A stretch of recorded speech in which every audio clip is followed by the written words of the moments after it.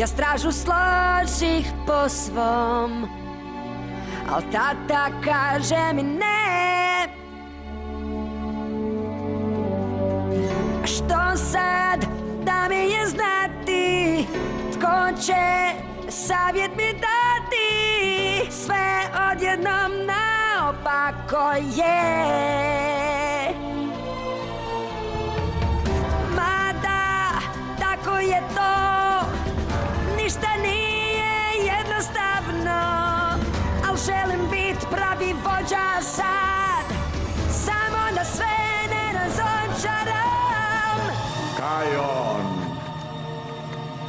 Hej, Vika Bisa, jesi li ti? Jesam, Kajon. Ja sam tvoj djed.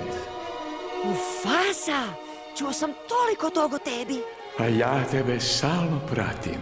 Ti si sada na početku jednog velikog putovanja, Kajon.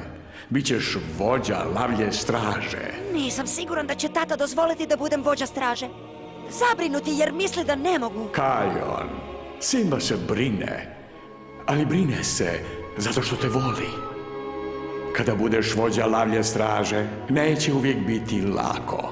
Onda je tata možda i u pravu. Možda zaista nisam spreman za to. Ili za Riku.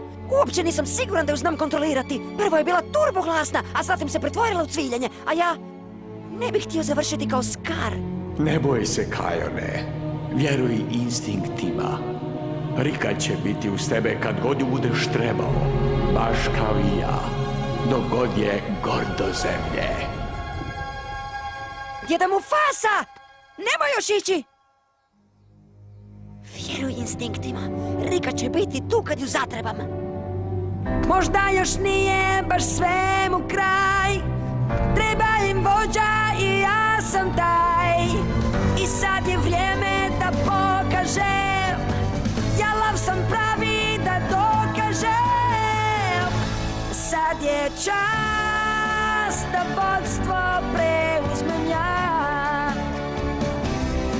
Sad je čas da se ne preplašim nepoznatoga. Nema dileme, sad to je to. Ja vođa zaista sam postao. I je li čas? Je li čas? Da. Sad je čas.